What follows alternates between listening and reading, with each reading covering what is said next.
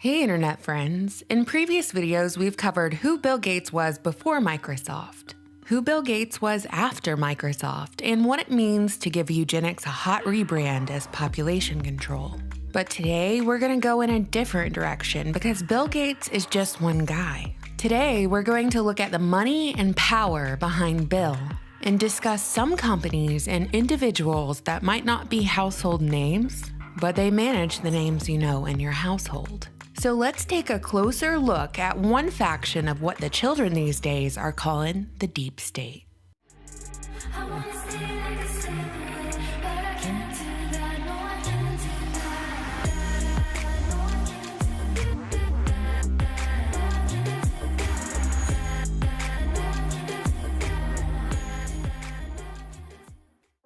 The history of the most popular coffee chain in the world began in 1971 in Seattle, Washington, which originally started off as a store that exclusively sold coffee beans.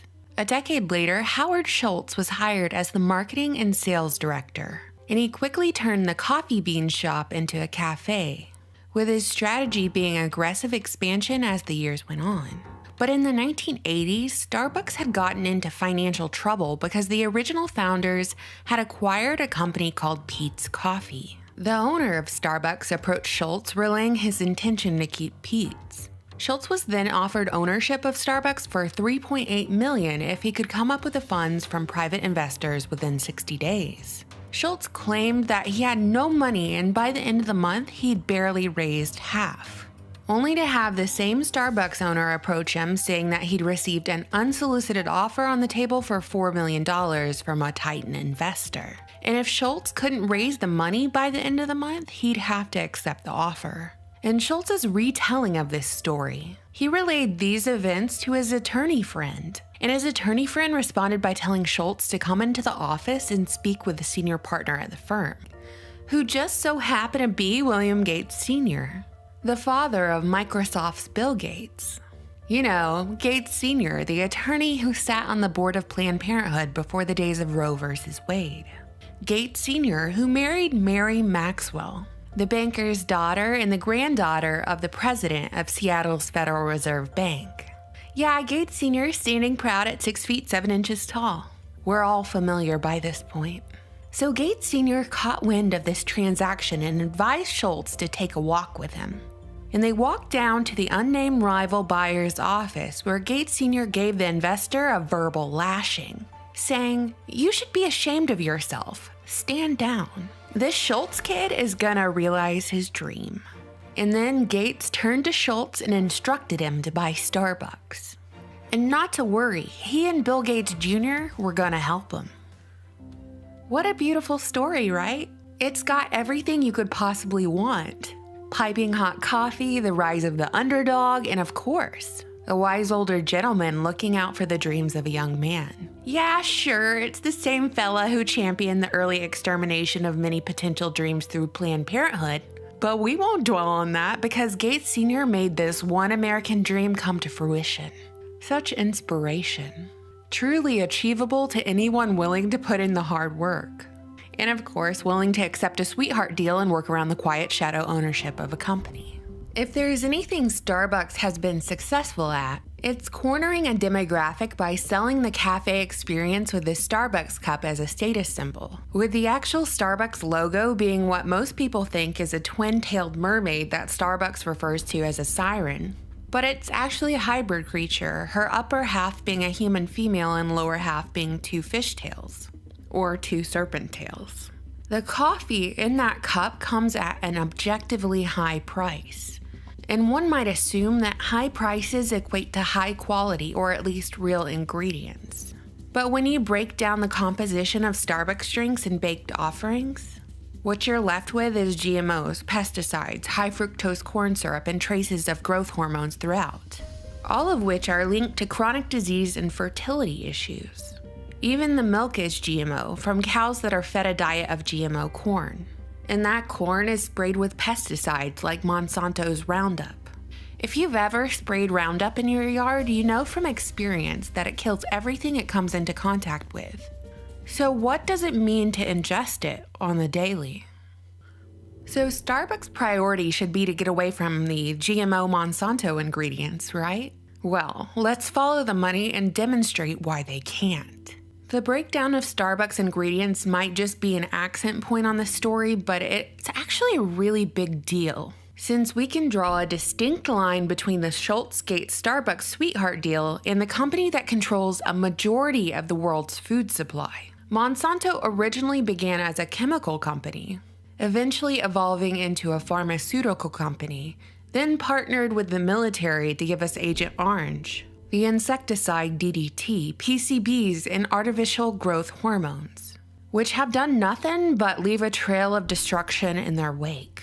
Monsanto has had to pay out millions upon millions of dollars to settle lawsuits because of the harmful effects of their chemicals. So they eventually shifted their focus to agriculture, and guess what?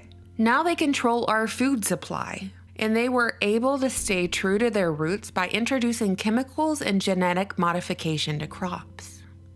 If we follow the trail of money from the origin of Starbucks, the breakdown of Starbucks ingredients leading us to Monsanto, we arrive at 2009, when the Bill and Melinda Gates Foundation purchased 500,000 Monsanto shares, or at least that's what was published and documented in that fiscal year. In other words, that's an investment we know about. Bill simultaneously bought a huge amount of shares in Cargill, a faceless agri-giant that rules over the world's food commodities.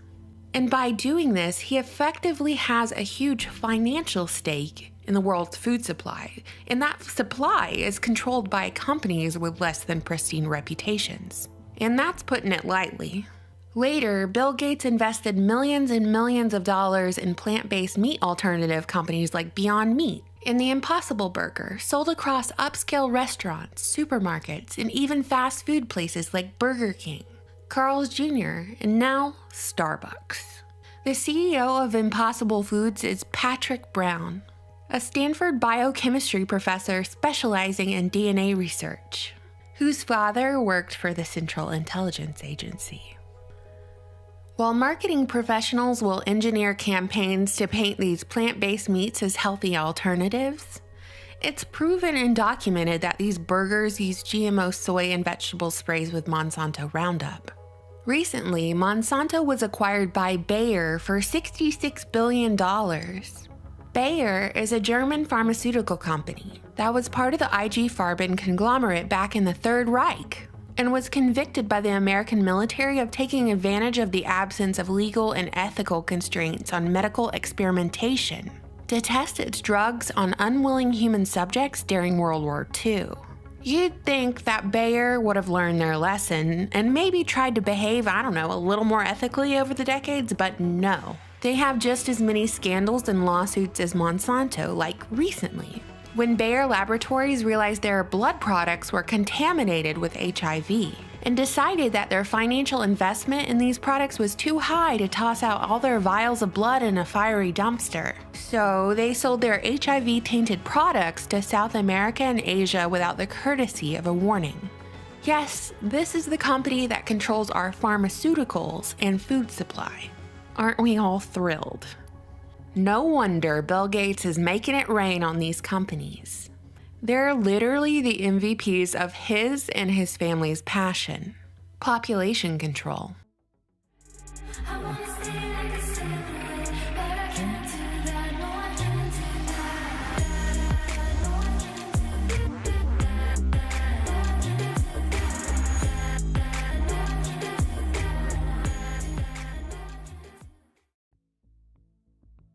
Back in the 80s, Bill Gates Sr., an attorney who sat on the board of Planned Parenthood before anyone even knew what Planned Parenthood was, and his son, the Microsoft co-founder and great-grandson of the Federal Reserve, played a key role in Howard Schultz's Starbucks empire. In the early 2000s, after a stint of bad publicity within the media for his legal trouble, Bill Gates established the Gates Foundation for his philanthropic endeavors, and has since killed a number of children and adults in India and Africa, leaving many paralyzed with his experimental pharmaceutical trials and vaccinations. During this time, not only has Bill Gates stated an explicit interest in population control, but he's also invested in pharmaceutical and agricultural giants like Monsanto, who have a notorious reputation for the outright disregard of human life. Not only that, but meaningful amounts of Monsanto chemicals can be found in Bill Gates' investments like Starbucks drinks and baked goods, Beyond Meat products, and Impossible Foods burgers. These chemicals have been proven to cause cancer and infertility. Sounds like some master plan laid out by one of the world's greatest boogeymen. But Bill Gates is just one guy. Who is really the driving force behind him? Who is the real financial powerhouse behind all of these companies? Who is the man behind the curtain? Well, I won't keep you waiting. If you follow the money, you arrive at one place. Bain & Company. Bain & Company was founded in 1973 by former bigwigs at the Boston Consulting Group. And those bigwigs and their families now own sports teams like the Boston Celtics, New England Patriots, and the Boston Red Sox. Multi-billionaires who sit on the board of the Federal Reserve. Bain & Company is one of the big three elite management consulting firms who has been notoriously secretive about itself and its work for clients, earning it the title of the KGB of consulting over the years. You might have heard of Bain & Company during Mitt Romney's run for presidency. The two most famous people out of Bain are Dick Cheney and Mitt Romney. Of course, Dick Cheney was vice president under the Bush administration, and Mitt Romney almost became president. Mitt Romney himself started off at Boston Consulting Group, where he worked alongside none other than Israeli Prime Minister Benjamin Netanyahu. Eventually, Mitt Romney went on to work for Bain, where he quickly rose up the ranks, becoming one of the company's vice presidents by the late 70s, heading Bain's venture capital arm called Bain Capital.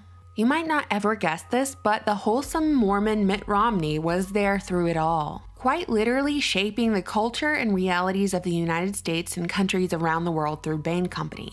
While Bain functions as a private equity firm, I think we can quite confidently say that Bain Company is a U.S. intelligence front and military-industrial company, since some of the most famous people out of Bain are high-level government officials. And Bain's most famous clients were, and are, Halliburton, Raytheon, Monsanto, Microsoft, Starbucks, and even the Bill and Melinda Gates Foundation. Bain manages a great portion of the Fortune 500 companies. That's why their stocks do so well. And while Bain says they're a consulting firm, their pattern is one of a buyout firm that comes in, takes over, and quietly leaves the shell intact while they place their own people in positions of power within a company. You might be surprised to hear that Bain manages Ryan Seacrest, the guy who is responsible for the reality TV show Keeping Up with the Kardashians. And we can effectively say that the wholesome Mormon Mitt Romney was the guy who put the transsexual agenda on television through the Bruce Caitlyn Jenner saga. So when Kanye West gets mouthy and is hauled off on a stretcher and put in timeout for a few days, only to return looking like a Marshall Mathers wannabe clone, that's all Bain Company. When you see Bill Gates doing an Ask Me Anything question and answer session on Reddit or posted up on the 6 o'clock news, labeled as a pandemic expert and talking about mandatory vaccinations, keeping everyone inside for the foreseeable future and grinning with glee, that's Bain Company. When you're nibbling on your plant-based name-brand fast food burger and get a mouthful of delicious Monsanto Roundup, that's Bain Company. When you take a swig of your mocha frappa latte only to get inundated with a myriad of social agendas flying out of Starbucks headquarters, you guessed it, that's Bain Company. And if you're already a liberal anyway and you enjoy such agendas and a piping hot cup of coffee from Starbucks, remember, your worldview is being socially engineered by the work of Republican candidate for president, wholesome Mormon governor and sitting senator Mitt Romney, and a bunch of crusty old fellas who've been with Bush Sr. since the days of Skull and Bones. So we followed the money, but where did we arrive? Well, in this video, we arrived at one tiny centralized little group, all owned and operated either by Skull and Bones CIA financial investment and management arm, otherwise known as Bain, or it's owned and operated by Mossad, Carlyle, or BlackRock. This group has unlimited money and power to take over companies and industries they deem crucial. And these folks have unlimited money because they're literally sitting on the board of the Federal Reserve. Which brings us to Bill Gates' family legacy, eugenics. Now rebranded as population control with Planned Parenthood on his father's side. in the Federal Reserve Bank on the other. Everything Bill Gates has ever touched, from Microsoft to Starbucks to Bayer Monsanto, vaccine makers and plant-based burgers, it was all managed by Bain & Company. They're the ones who put Microsoft computers at every desk in every office, in every government building, in the computer lab of every school. And these computers and programs have the backdoor access for spying. This is your deep state, or at least a faction of it. What do you think, internet friends?